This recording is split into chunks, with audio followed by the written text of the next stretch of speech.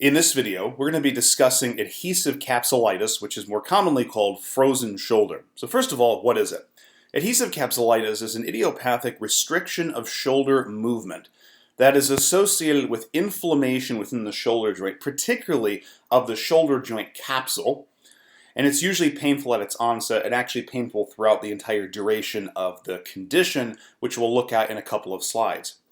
Now, adhesive capsulitis is going to be most common in people who have, number one, undergone prolonged immobilization of the shoulder joint, and number two, those with conditions like diabetes mellitus or systemic lupus erythematosus, things that fall into the categories of autoimmune, endocrine, or other systemic diseases. And it's not to say that those conditions like diabetes actually cause adhesive capsulitis, but at their core, they are inflammatory conditions, and there's certainly inflammation within the shoulder joint, and so they're correlated with each other, but not causal.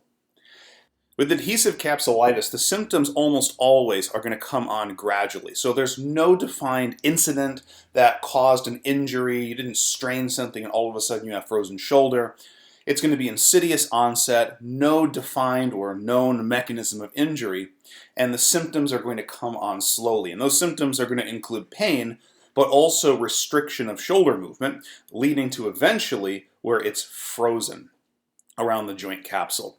And overall, the symptoms of adhesive capsulitis can take up to 1 to 2 years to fully resolve, so very long course of the condition.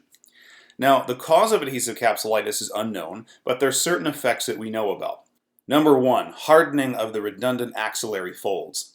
So right here on the inferior aspect of the shoulder joint, you see a normal axillary recess. This is also called the axillary pouch, and it has a lot of slack in it. Now, the fact that it has slack in it allows for, when the glenohumeral joint goes into abduction, so the humerus comes up, it starts taking up the slack in this, and by the time you get to about 180 degrees of shoulder abduction, which is normal range, all the slack in this axillary pouch is taken up. But if you get hardening of those redundant axillary folds, or the axillary recess, then all that slack is basically gone. And so when you try to abduct the shoulder, there's no slack to take out. All the slack is already taken up, right? And so it restricts the degree of elevation of the shoulder that you can get. Number two, you get thickening of the synovial capsule, specifically the glenohumeral joint capsule. And when that joint capsule becomes thickened, it restricts range of motion. Jumping down to number four, you also get dense adhesions on the glenohumeral joint capsule. And this, coupled with effect number two, can lead to contracture of the glenohumeral joint. Basically, where the humerus right here is going to tend to want to be stuck by the side, because when you elevate it into abduction or flexion, let's say, there are structures that have become chronically shortened and are preventing it from going up any further. For example, soft tissue like the latissimus dorsi, teres major, even some of the rotator cuff muscles become chronically shortened and prevent the humerus from going up as far at the glenohumeral joint. So, contracture of the glenohumeral joint. And overall, this leads to significant loss of both passive range of motion and active range of motion, and that is a hallmark of adhesive capsulitis that you don't see in other common conditions. So if you look here in this table, we have some of the normal ranges for several shoulder motions at the glenohumeral joint. Abduction has a normal range of 180 degrees, flexion is about 170 degrees, a little bit less, and then both rotations, external and internal, are about 90 degrees normal range of motion. Now with a rotator cuff tear, you'll notice that passive range of motion is unaffected. If you take the person through these various motions of the shoulder joint, you should be able to achieve full passive range of motion for that person compared to the unaffected side. It's not to say it won't cause pain, but passive range of motion should not be affected. But if you look at active range of motion, where the patient has to activate their own muscles to do these movements, you'll notice that the range of motion goes down a lot. So active range of motion is adversely affected by a rotator cuff tear, as you might expect. And you might see something very similar to this in subacromial impingement syndrome, in acromioclavicular joint sprains or arthritis. Passive range of motion is not going to be affected that much. Active range of motion will be largely affected. And then for adhesive capsulitis, passive range of motion and active range of motion are adversely affected to about the same extent. And if we think about what's going on in the shoulder joint with adhesive capsulitis, it makes sense. we've got a contracture of the glenohumeral joint. So there are soft tissues that have undergone adaptive shortening. They're chronically shortened. And so even if you try to passively move the patient's shoulder joint, those soft tissues are going to prevent that movement, just like they would if the patient does the movement themselves. So adhesive capsulitis, both passive and active range of motion are adversely affected. So this flow chart here at the top describes what's going on inside the shoulder joint as adhesive capsulitis progresses. So at the very start, you just see things at the cellular level, so histological changes. You see the production of inflammatory cytokines, which remember attract other kinds of cells like lymphocytes, those are white blood cells. And at the start, you do see fibroblasts, which remember make collagen. But then they start differentiating into myofibroblasts, and so you see these as the predominant cell type. These also make collagen, but they make a lot more collagen. Okay? And remember, collagen makes things really tough. So it would make sense if we have more myofibroblasts in the vicinity that we're going to get tissue thickening because there's going to be more collagen deposited in those tissues. So we see thickening of the coracohumeral ligament. Remember, this is the ligament that spans from the coracoid process of the scapula and goes over the bicipital groove, creating a tunnel for the long head of the biceps tendon. We also see thickening of the glenohumeral joint capsule and its synovium.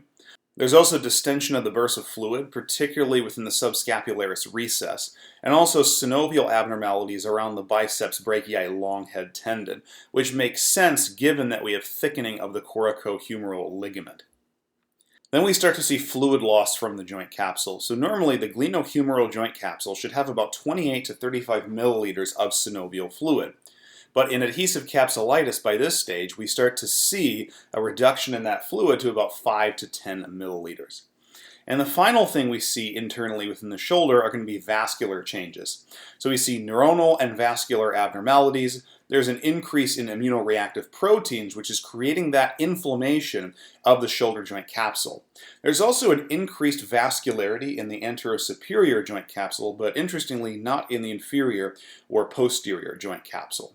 It's also worth noting that this increased vascularity that we see creates a vicious cycle, because if there's more blood vessels in the area, there's more blood flow to the area. And in that blood are immunoreactive proteins. So we're bringing more of those to the shoulder joint and creating more inflammation. And those neuronal abnormalities are going to create an increased perception of pain for the patient, particularly any time they try to move their shoulder.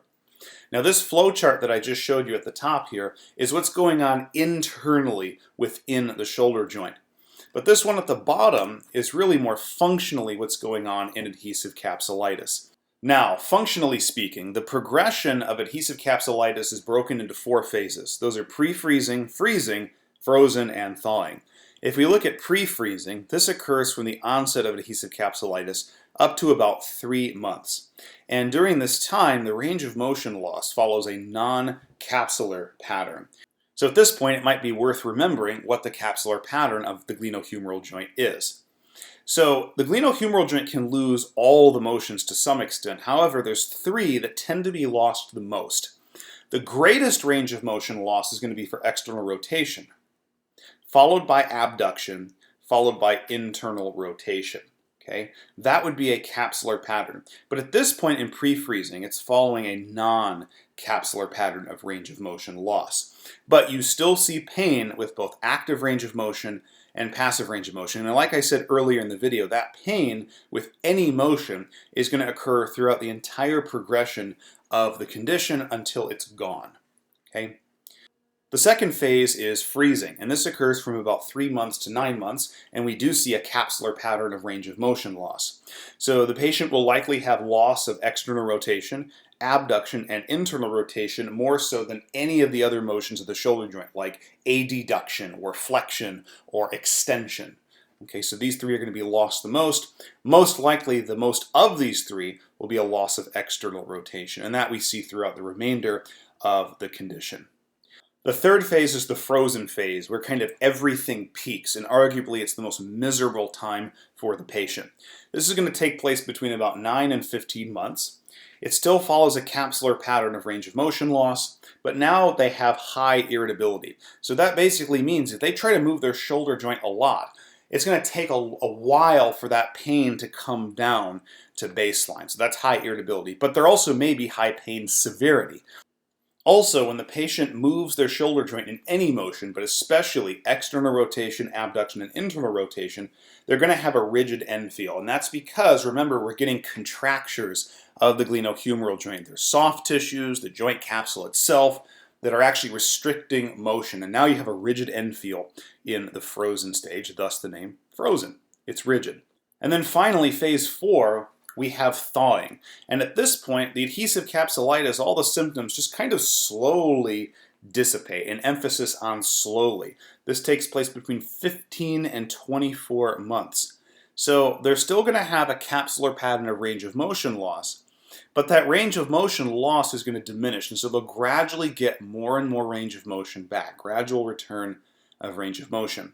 And over the course of thawing, it's going to switch from high irritability to low irritability till eventually, once the adhesive capsulitis is gone, there won't be any pain left. Now remember at the start of the video I said that adhesive capsulitis can take anywhere from 1 to 2 years to fully resolve? Well, here I have thawing going to 24 months, so that's 2 years, right? So if you had somebody that was following a course that went 1 year and then it was gone, you would just take all these time periods and basically cut them in half. Thanks for tuning in. Please like, subscribe, and check out my Instagram for cool science and not science stuff.